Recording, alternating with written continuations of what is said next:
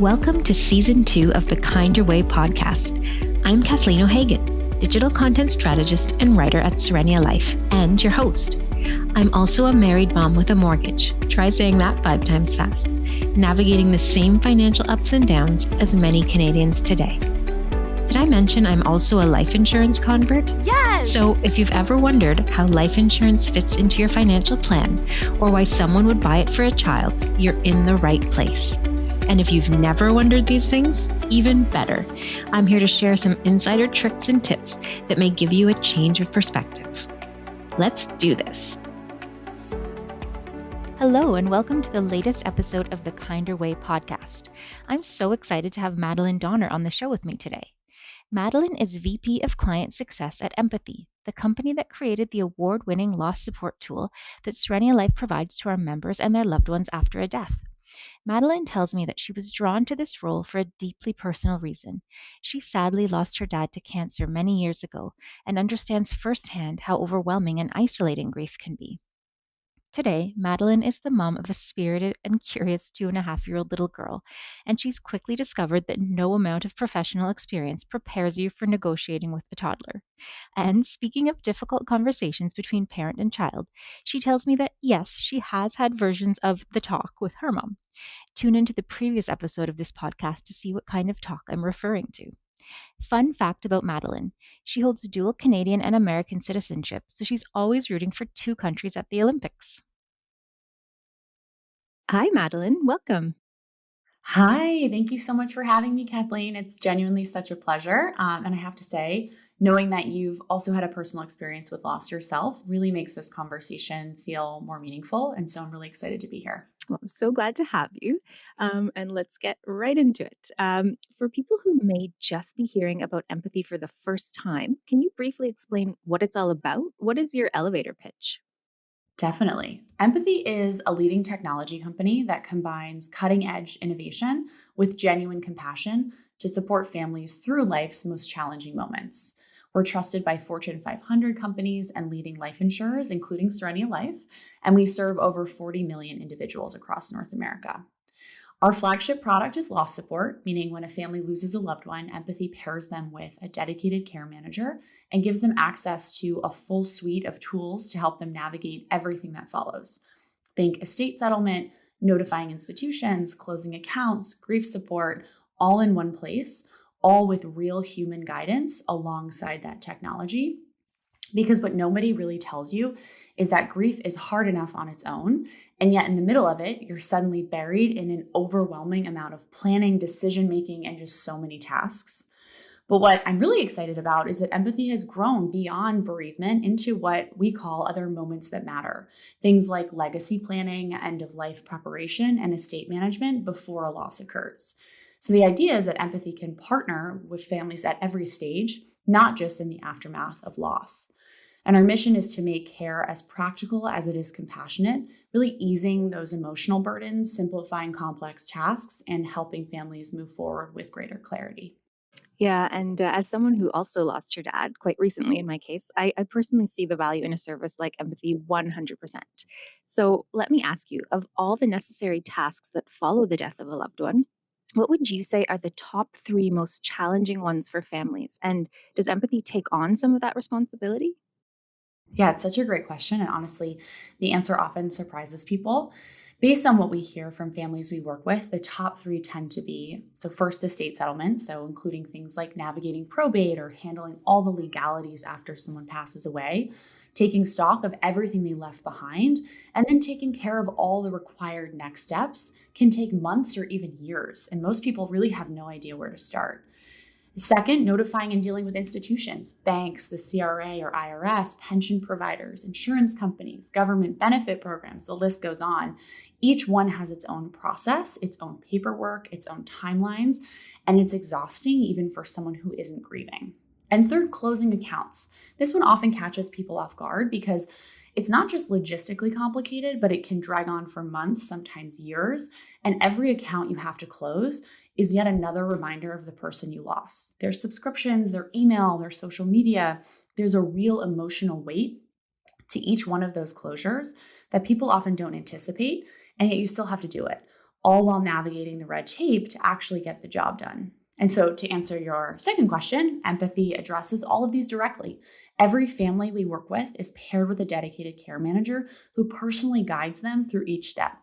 So, someone who can answer questions, provide context, and just be there during what is genuinely one of the hardest periods of that person's life. And that human support is paired with technology that's been designed to be really intuitive and easy to use. So families can see exactly where they are in the process, what needs to happen next, and feel a sense of progress, even when everything feels really overwhelming. So it's the combination of those two things, that real human care and smart, simple technology, that I think sets empathy apart. Yeah, I love the pairing of the human with tech. It's great. Now, correct me if I'm wrong, but it sounds like some of those challenges are often the result of not having had those difficult conversations with aging parents or even our spouses, while we're still healthy enough to express our end of life wishes.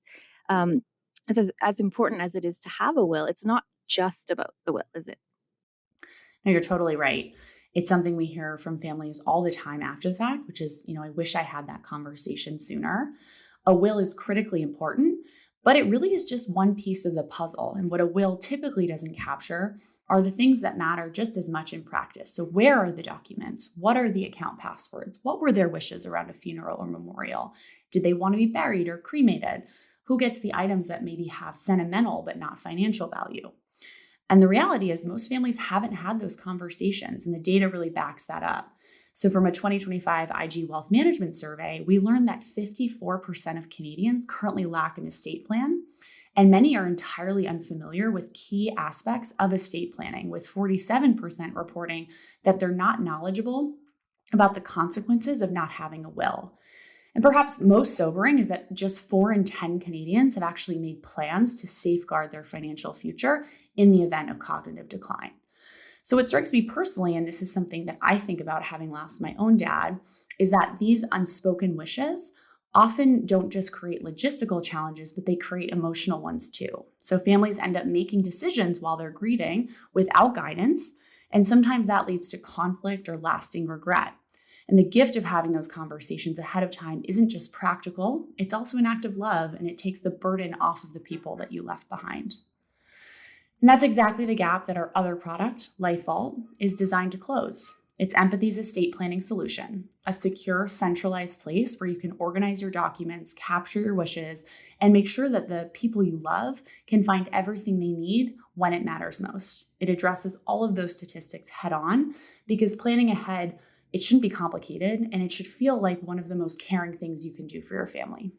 Yeah, I'm so glad that you brought up Life Vault since we recently added this benefit to our collection of member benefits. In fact, Serenity Life was the first to launch Life Vault in Canada. We're pretty excited about that. Can you briefly explain its main features for our listeners who may not be aware? Yes, and I'm so glad Serenity Life has made this available to its members, because it really speaks directly to everything we were just talking about.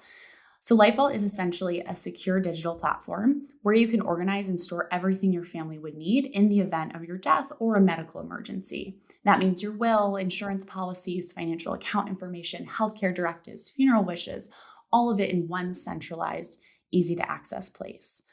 And it's designed to be genuinely easy to use, because we know that the reason most people haven't done this isn't because they don't want to, it's that it feels overwhelming or that they just don't really know where to start.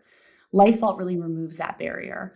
Think back to that stat of 54% of people don't even know where their parents stored important documents. With LifeVault, they don't have to guess. It means that when the time comes, your family isn't scrambling. They know exactly where to look, and they can focus on each other instead of worrying about all this other stuff. Very cool. Well, a final question for you. What is this intergenerational wealth transfer I keep hearing about, and why should Gen Z and millennials be aware of and prepared for it? Yeah, it's such an important topic, and one that I think genuinely catches a lot of younger people off guard. The intergenerational wealth transfer refers to what economists are describing as the largest transfer of wealth in history.